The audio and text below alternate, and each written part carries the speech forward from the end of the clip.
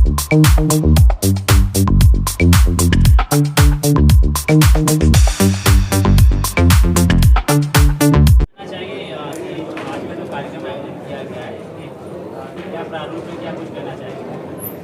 भाजपा युवा मोर्चा के माध्यम से कमल पुष्प टॉक्स एक सीरीज़ है, संवाद की चर्चा की, उसके अंतर्गत लव जिहाद के ऊपर आज चर्चा रखी गई है और उसकी पूरी कास्ट, उसके डायरेक्टर, प्रोड्यूसर, स्टार कास्ट सब यहाँ पर मौजूद है।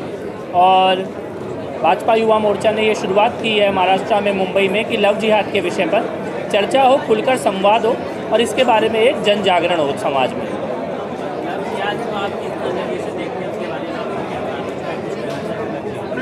लव जिहाद के बारे में क्या कुछ कहना चाहेंगे?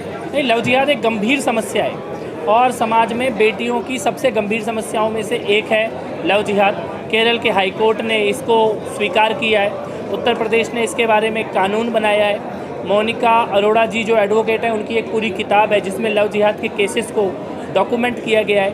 ये जो फिल्म है ये भी बहुत सारी रियल लाइफ स्टोरीज़ को कंपाइल करके उनसे इंस्पायर होकर बनाई गई है। मुझे लगता है कि झूठ बोल के, पहचान को छिपा के किसी से प्रेम संबंध बनाना, बाद में धर्म परिवर्तन के लिए उसको ज़बरदस्ती करना और अंत में अत्याचार करना और कई मामलों में हत्या तक कर देना, ये एक बहुत बड़ी समस्या देश के लगभग हर शहर में, हर राज्य में देखने में आ रही है। अभी पिछले हफ्ते ग्वालियर में इस प्रकार का मामला देखने में आया। तो ये एक वास्तविक समस्या है और समय आ गया है कि समाज इसके बारे में खुलकर चर्चा करे, संवाद करे। इस फिल्म के जरिए आप क्या दिखाना चाहते हैं, लोगों को क्या मैसेज देना चाहते हैं? इससे पहले ही फिल्म आई है कश्मीर फाइल, जो बीजेपी के लिए मील का पत्थर साबित हुई है, और ये फिल्म से कितनी उम्मीदें हैं आपको? देखिए, ये फिल्म विनोद तिवारी जी जो डायरेक्टर है उन्होंने बनाई है, हमारे बीच में मौजूद हैं। राज पटेल जी, विपुल पटेल जी इसके प्रोड्यूसर हैं और प्रतीक और रवि जिन्होंने एक्टिंग की है, दोनों यहाँ पे मौजूद है। मुझे लगता है कि फिल्में समाज का सच सामने लाने वाली होनी चाहिए।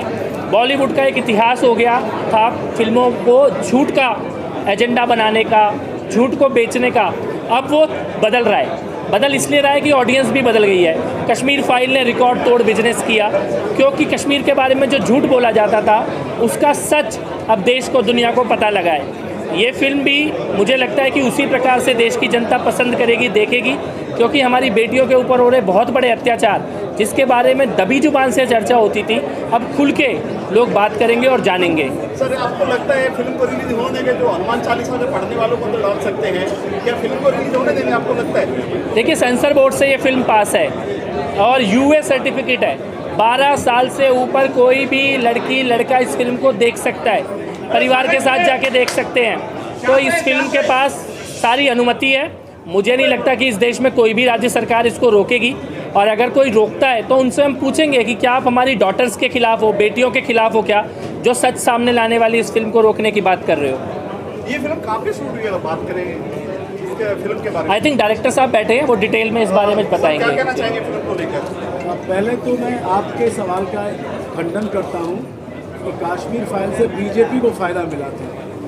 किसी सच को अगर सत्य है और देश के सामने बताना, तो वो बीजेपी या किसी आरएसएस उसकी नहीं हो सकती। पहले तो मैं आपको क्लियर कर दूँ, ये फिल्म भारत की हर बेटी के लिए फिल्म है, जो सत्य देखना चाहिए हर बेटी को।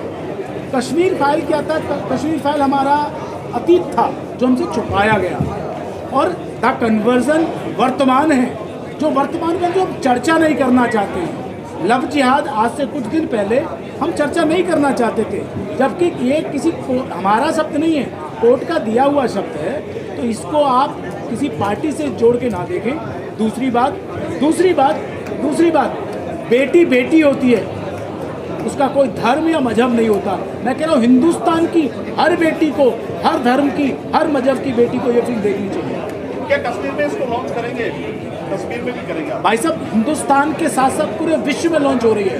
कश्मीर भारत का हिस्सा ही है ना, क्योंकि कश्मीर भारत का हिस्सा है ना। हिस्सा है जी, लेकिन इस फिल्म को, कश्मीर फाइल को लेकर बहुत बवाल हुआ था। देखिए, आपत्ति दर्ज आप भी करा सकते हैं, आपत्ति दर्ज कराना आपका अधिकार है, लेकिन उसको हमें हमें फिल्म जब मिली है ये केंद्र सरकार के द्वारा ही सर्टिफिकेट मिला है ना। लेकिन इसमें राजनीति होती है बहुत बड़ी बड़ी, आप भी मानते हैं इस बात को? नहीं, बिल्कुल नहीं है, ये राजनीति नहीं है। भारत की बेटियों के लिए कोई भी राजनीति नहीं कर सकता।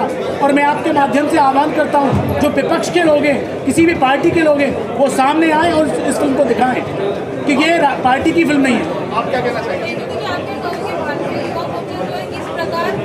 लव जिहाद में काम प्रैक्टिकली करेगा, फिल्म तो है ही है, लेकिन प्रैक्टिकली किस प्रकार काम करेगा? देखिए, आज ये कमल पुष्प टॉक्स के माध्यम से जो लव जिहाद का रक्त रंजित सच है, उसे हमने आज मुंबई खासकर हमारी जो बहनें हैं, ऐसे युवतियों के सामने उजागर करने की एक पहल हमने शुरुआत की मुंबई के अंदर, युवा मोर्चा मुंबई के माध्यम से। और मैं खास करके जो हमारे आज के पैनलिस्ट हैं, जिन्होंने हमें मार्गदर्शन दिया, ऐसे हमारे आदरणीय कपिल मिश्रा जी का और एडवोकेट सुधा जोशी जी का और रसीलाबेन शाह जी का, और पूरी द कन्वर्जन मूवी जो प्रैक्टिकल वे में जो आज हम मैसेज यूथ को देना चाहते हैं, वो बड़े पर्दे में आपको हर थिएटर में देखने मिलेगी, पूरे देश के अंदर, पूरे विश्व के अंदर।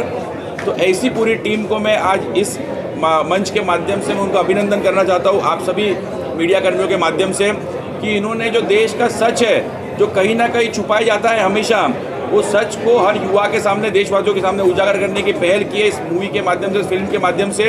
और मुझे पूरा विश्वास है कि हम युवा के माध्यम से तो पूरे मुंबई भर में जाएंगे इस बात को लेकर, लेकिन जो मुंबई का युवा वर्ग है, जब वो द कन्वर्जन फिल्म देखेगा तो उसकी आंखें खुल जाएगी और कहीं ना कहीं लव जिहाद के मुद्दे पे काम करने के लिए सक्षम रूप से युवा जमीनी स्तर पे उतर के ये लव जिहाद का जो बीमारी है उसे पूरी तरह से उखाड़ फेंकने में आगे आएगा। सर, आज इस विषय पे चर्चा की आपने, गदा हाथ में दी है, हनुमान चालीसा पर काफी बवाल चल रहा है, उसके बारे में क्या कहना चाहेंगे? देखिए, उसके बारे में कपिल जी ने बहुत ही बढ़िया एक बात कही। गदा देने का खास मकसद और भी कुछ चीज दे सकते थे, आज खास शनिवार है, नहीं, हनुमान जी का दिन ऐसा है। है कि बड़ी दुख की बात है कि हिंदुस्तान के अंदर और खास करके महाराष्ट्र जैसे एक युवा होने के नाते, एक मुंबई का युवा होने के नाते मैं आज देख रहा हूँ कि कहीं ना कहीं महाराष्ट्र की बदनामी पूरे देश में, पूरे विश्व में हो रही है कि जो ये सरकार है महाविकास आघाड़ी की, इसके नेता तू चल में आया ये प्रक्रिया लगाई है, तू चल जेल में, मैं पीछे तो दूसरा मंत्री आ रहा हूँ। तो ये प्रक्रिया के